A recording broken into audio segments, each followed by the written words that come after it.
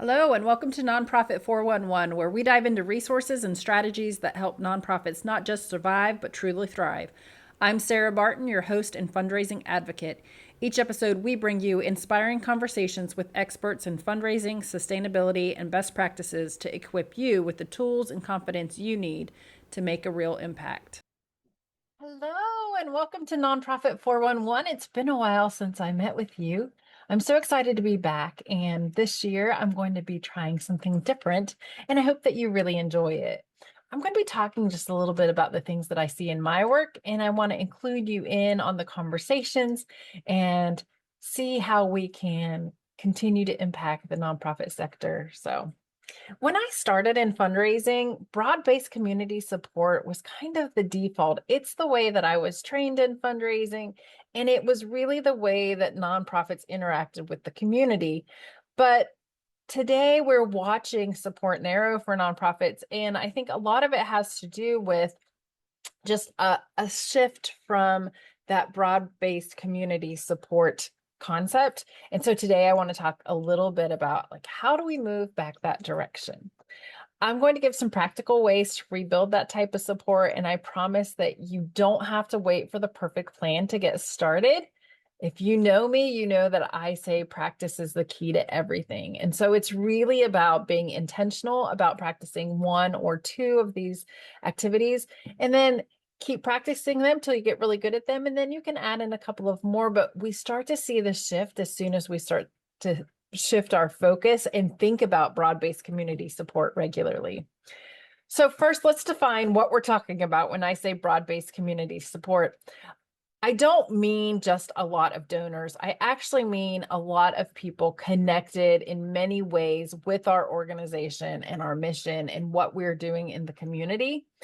It's about bringing new people in and helping them understand what we're doing, as well as nurturing the relationships that we already have and strengthening those and helping those individuals to become part of who we are and what we are doing. It's really the difference between fundraising and just being in your community. So, just because your organization is in your community doesn't mean that your community supports it. But when we think about broad-based community support, everybody in the community is excited about what you do. They know that your mission is so impactful, so important, and makes such a difference in your community that they want to support it. And they're talking about you and they're referring people to you. And so that's what broad-based community support means.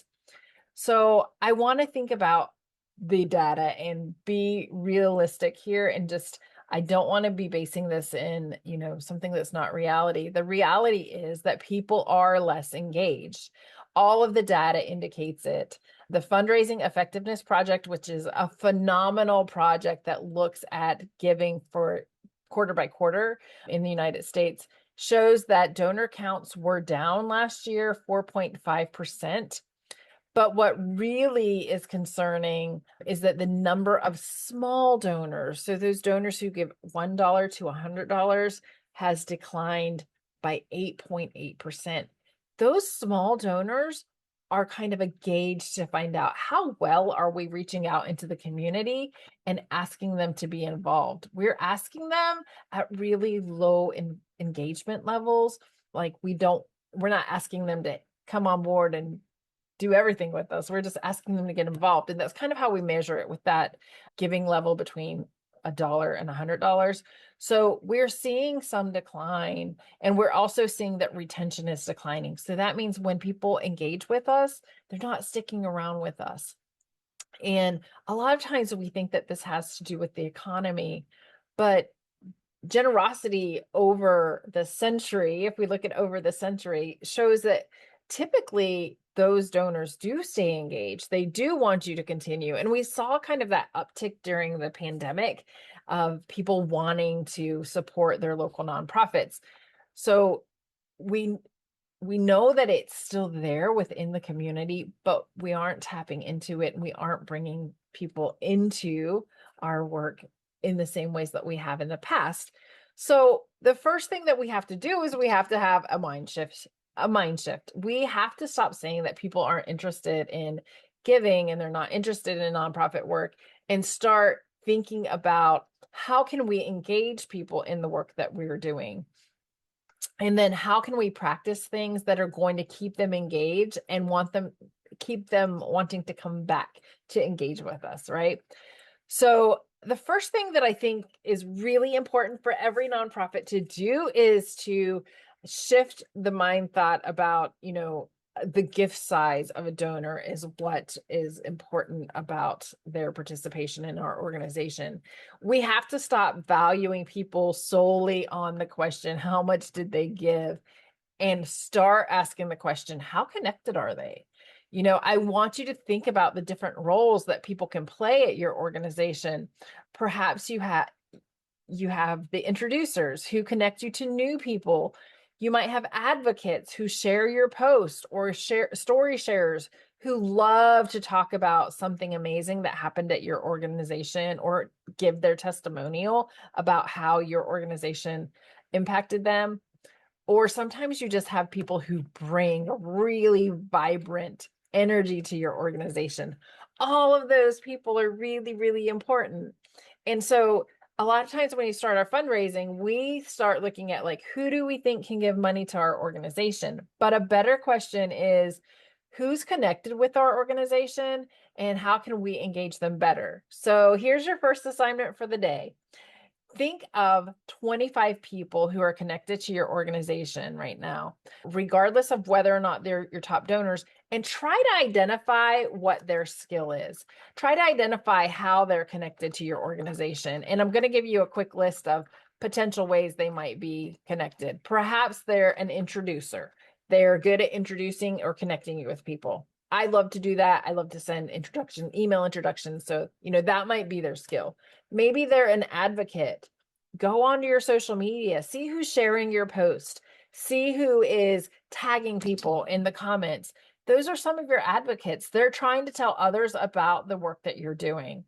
What about some volunteers who bring their friends? Like, they're excited about volunteering. Do you have any people like that who have been part of your organization for just a little bit or for a really long time? Sometimes we overlook those people who have been doing it for a really long time, and we become a little neglectful of valuing their gift to our organization. So make a list, 25 people, identify kind of what role they might play. And I will drop a list of potential roles people can play into the comments of the podcast so that it can give you some ideas.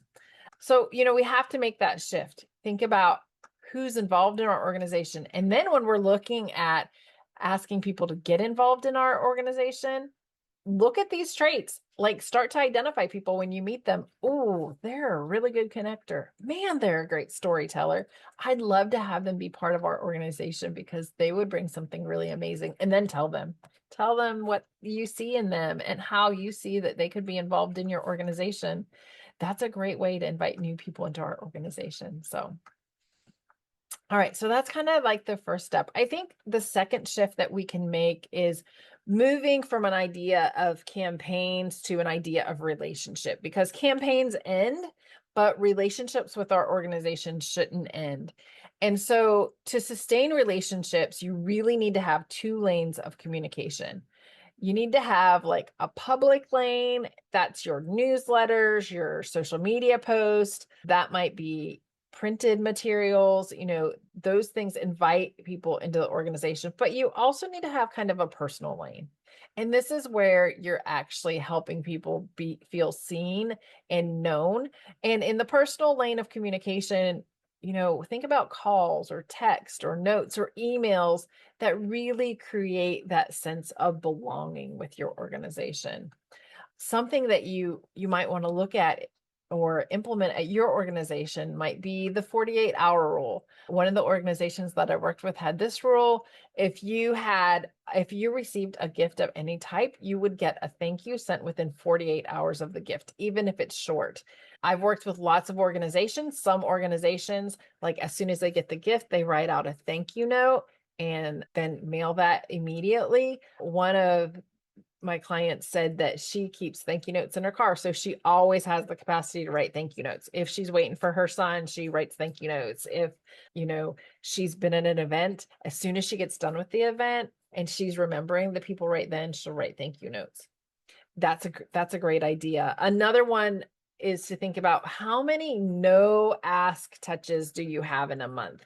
Once a month, try to just send a short email to people with a photo, a quick win, or maybe a story that was really impactful, but don't ask for any money in that. I like to put a PS, maybe like if you loved this story and you want to hear more about this, email me back. But think about those no touch asks. And one of the challenges that I see a lot of nonprofits getting into is that they think it has to be really elaborate.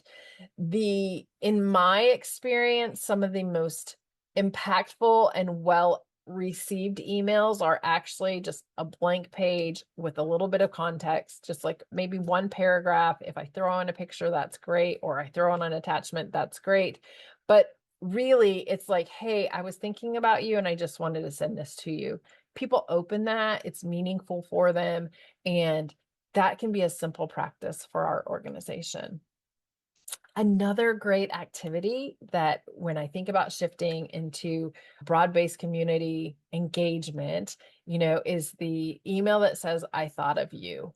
And it's just a genuine message that as somebody comes to mind, you send them an email and say, hey, I saw this and I thought of you, and I just wanted to let you see it too. So that could be you're scrolling on Facebook and you see something and it reminds you of one of your donors, and you could pull that link and say, hey, I thought of you when I saw this. Or you might just forward it to them on Facebook, or perhaps something came across your email, or you saw a report, that you think one of your board members might like. Just send it to them. It doesn't have to be elaborate. It can be like, hey, I just wanted to let you know I was thinking of you.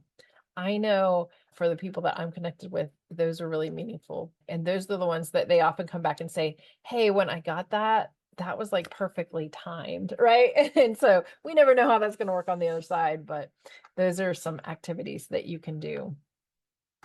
So I think another mind shift that we might need to make when we think about broad-based community support is actually depending on our community when we have something going on. There is a new organization in our community called the Escape Ministries. And one of the things I absolutely love about them is when they need something, they just put out an appeal, a quick appeal that's like, hey, we need volunteers to help us come unload this truck. Or, hey, we're going to be doing this. Could you pray over us? So they're faith-based. And so, they'll ask people to pray over their event.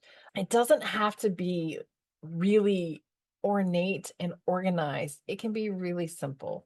Hey, we need water for this event. If you could drop water off, we'd really appreciate it. And start to look for those ways to share the responsibility of the work that you do with the community. When the community feels like they're helping out and they're making a big difference in the lives of others, they keep coming back to see if there's another opportunity to serve alongside you. And that really helps share that burden of the work that we do. And I promise you, when you do this and somebody responds positively, you feel good. As the nonprofit professional, it really helps just reignite your belief in humanity and that the community cares about the thing that you're doing, that the community wants to be involved and see that problem solved. So if you're like me, you may be thinking all of those are great ideas, but how do I manage that? And as a solopreneur, I also struggle with this, and it's something that I have to work at regularly to try to address. But I want to tell you about a cool system that I started using this year. It's based off of a book called The Sidetracked Homemaker Executive or Home Executive. And and it was created in the 1970s. And so it's a little old school, but I'm going to tell you that I really love it. I'm going to see. Yeah, you can see, unfortunately, can't see very well. I have a little filing cabinet or filing box, and it's for index cards. And what you do with this is you sit down one day and just kind of graph out, like, what do you need to do every day? Perhaps it's like you need to check your thank yous, and you need to reach out to one donor, and maybe you need to write a note about something that happened that day so you can start having a story log.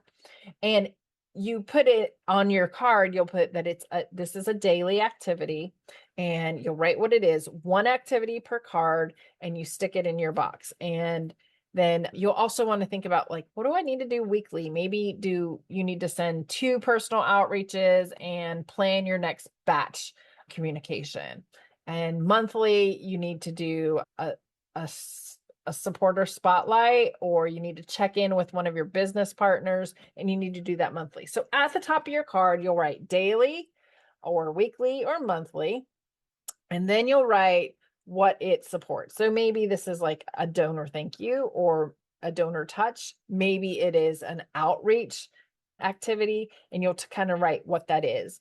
And then on the card, you'll write the one activity that you need to do. So maybe it's send a thank you email to yesterday's donors, and you'll put it in your box. And then actually you then have your box divided up by days. So you have like 1 through 31 listed, and you'll put your activities in daily, weekly, or monthly. And so each day you'll start with a stack of cards. I'm not sure I'm doing a great job of explaining this, but hopefully it comes across. You get your stack of cards of daily, weekly, or monthly activities, and then you do them. And then you refile them wherever they would go. So if it's monthly, you'll refile it to the back of the box so that the next month you'll be able to do that. So if it's a daily activity, you'll file it into the front of the next day. And if it's weekly, you'll move it like 7 days out. So anyway, what this does for me is it helps me be able to have a little visual reminder of what I need to do today, so that I don't keep forgetting the activities that I'm supposed to do. If you're like me, at the beginning of the year, a lot of times I'll write out my plans and I'll try to make them simple and doable, but I do forget them over time. The benefit of kind of keeping it in this little index box is that it's right there. And while I may neglect it for a day or two, when I come back, it's so easy to know what I need to get caught up on because it's all in a stack of cards. And so I'll just pull my stack of cards and be like, oh, I need to send a thank you. I need to do an outreach, and I need to plan our next blog or our next newsletter. So anyway, it's a great little idea. If you want to look it up, it's called the She Cleaning Method, and it's based on a cleaning method, but you'll be able to find an outline of how you do it. And so I hope that that's really challenge. I hope that that's really helpful. Sorry, not a challenge. I hope that that's really helpful as you think about a way to keep on top of things, because it's definitely a challenge for me. And I'm sure it's a challenge for you as a busy nonprofit professional. I just want to close that, I want us all to be thinking about fundraising under this new light of broad-based community support. It's something that has worked for generations in the nonprofit community. And when you can think about your supporters and support in this way, it helps broaden who we're asking and how we're asking them. And it will start to broaden who engages with your organization. And the goal is to hopefully move this metric so that next year we don't see that we've had a decline in even our small donors, but actually we're starting to grow back our supporter base, and we're finding great ways to do that. So for a challenge this week, I know I've given you lots of great ideas, but I'd love for you to try the 10 connections in 10 days challenge. In the next 10 days, try to send 5 thank yous to someone on your contact list or in your donor base. If you have a CRM, someone in the CRM, send a meaningful thank you. It could be a voice memo, it could be an email, it could be a written card. However you choose to send it is fine, but try to send 5 thank yous in the next 10 days. And then do 3 check-ins. Don't ask for any money, but just try to check in with someone who has supported you and supported you well. Maybe it's a phone call. If you need ideas on how to make a great phone call, look up Kel Haney on LinkedIn. I'll make sure to link her in the notes below, but she has lots of information about how you can make a simple phone call to one of your supporters and it be a meaningful conversation.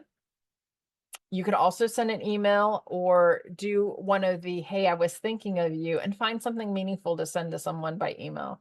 And then try to do 2 introductions. Ask someone to introduce you to someone they know. Maybe it's a board member to somebody that they know, or introduce yourself to 2 new people and tell them about your organization. If you do that, that'll be 10 great connections in the next 10 days, and you'll definitely feel the difference, and your community will too. So thanks for listening to Nonprofit 411. I hope this has been beneficial. I look forward to continuing to support you in the new year. Have a great week. Bye. Thank you so much for tuning in to this episode of Nonprofit 411. I hope you found today's conversation as insightful and inspiring as I did. Remember, building a healthy nonprofit requires a holistic approach. There are many resources available to support your staff, and we're dedicated to helping your organization access what it needs to thrive. One key to creating a thriving organization is a diverse fundraising strategy. While grants are an important part of that strategy, they're just one piece of the overall puzzle. If you're looking to strengthen your grant writing skills as part of this bigger picture, I've got a resource to help you get started.